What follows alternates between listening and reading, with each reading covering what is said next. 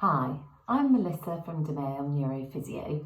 Today I'm going to be showing you some strengthening exercises. So all you need is a chair, some stairs, either a single step or a flight of stairs if you've got them at home, and some sensible footwear and some weights. So if you're not sure whether these exercises are for you or if you have any problems at all, consult a healthcare professional first. But everybody is recommended to do some strengthening exercises 3 or 4 times a week, because without doing anything to maintain our muscle strength, you actually lose up to 8% of your muscle strength every decade. So by the time you're 80, you might have lost up to 40% of the muscle strength that you had when you were a young adult, but we can help to counteract that with doing exercises. So I'm going to be using some little hand weights that I've bought that can either strap onto your wrists with Velcro, or you can just hold them, but you don't need to buy any equipment. You can just use some tins, anything that you've got in your cupboard, so you can use different sizes to suit you, but you just need to be able to hold it comfortably. If something like a tin is going to be too difficult or uncomfortable to hold with your hand, you can make something up. I've just put some sugar into a sandwich bag here, so again you can weigh it out and work out what is suitable for you. So I'm going to go back to my little hand weights, and we're going to start off just working the biceps muscles in your upper arms.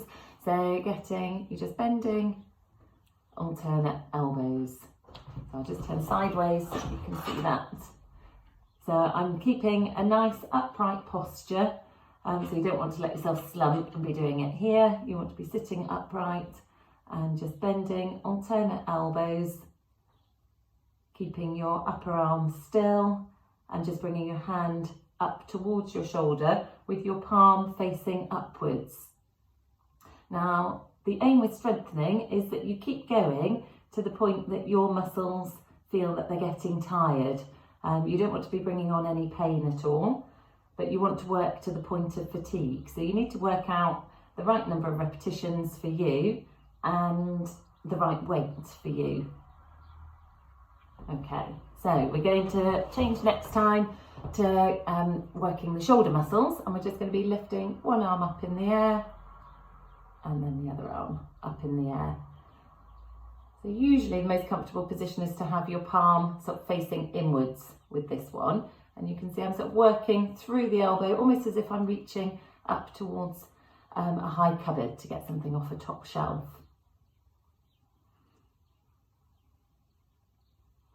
So quite a good starting point, if you're not sure how many is going to be suitable, is to time yourself for about 30 seconds and just go at a comfortable pace and see how many you can do in that 30 seconds, and then have a little rest in between each exercise.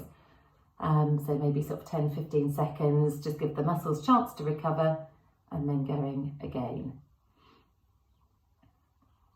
Okay, so I'm going to stand up now. And this next exercise is a really good one for strengthening your back muscles. So I'll just turn sideways, and it's literally lifting your arms out in front of you with your thumbs pointing up towards the ceiling, holding that weight and seeing how long you can hold that position for. So again, it's really important that you have a good posture with this. You want your shoulders to be sort of down, not hunched up to your ears. You want your back to be nice and upright, your sort of bottom tucked under, and your low back should just have a small arch, but you don't want to be leaning back or leaning forwards to maintain that weight. You'll feel that your back muscles are working to hold your arms there, and also your shoulder muscles and your arm muscles. But make sure this needs to be comfortable for you. If it's bringing on any pain, you can start yourself off just bringing your hands a little bit closer, so your elbows are a little bit bent, but you want to make sure that you're keeping that good postural position. So ideally out here, and it might be you can only hold it for 5 seconds initially, but with practicing this each day, you should be able to gradually build that up, and then you could start to increase the weight. Okay, so I'm going to put my weights down and just move the chair out to the side, and we're going to do some step ups now. So if you've got a step at home, this is ideal. If you need to, hold on to the banister, or if you've got a handrail. If you feel completely confident on the stairs and don't need that, then that's fine, but you need to judge what's safe for you. So I'll keep my hand on the banister, and I'm going to just lead with my right leg first of all. So going up, that first step, and back down again. And the same principle applies in that you want to keep going until your muscles feel tired. And you want to try and keep a nice neutral alignment. So my knees should be staying in line with my toes, and my pelvis should stay nice and level. So I don't want to be sort of hitching one hip up. I want to be trying to engage my core muscles and keep myself nice and level on both sides. And then when your muscles start to get tired, and you might find that you're getting a little bit warm, a little bit out of breath, that's a really good sign as well. It's working your heart and lungs. But just give yourself maybe 10 seconds or so to recover, and then get going on the other leg. So left leg up, left leg back down, left leg up, left leg back down. So again, just go at a pace that feels right for you as well. So you might need to slow that down to keep good alignment, or you can speed it up as you feel able to and get stronger. Okay, I'm just going to bring the chair back for the last one that we're going to do today, which is sit to stands. And this is a really good one for working all of your leg muscles. So starting off sitting, nice upright posture, bringing your shoulders forwards over your feet and into a full upright position, and then sitting down, sticking your bottom out. You want to lower yourself down nicely and controlled. So the aim is that if you imagine you're halfway down and you suddenly realise that there's a cat on the chair, or somebody's pulled the chair away from you, you'd be able to stand back up again. As a lot of people get used to just letting their legs relax and just flopping down in the chair.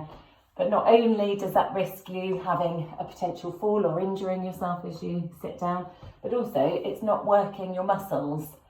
And if you practice this and keep going, it's strengthening those hip muscles, the thigh muscles, and that makes it really helpful for normal activities like walking. Every time you get up from a chair, or particularly a low chair, which can be more challenging, or standing up off the toilet or the bed. So you can practice this every time you go to stand up.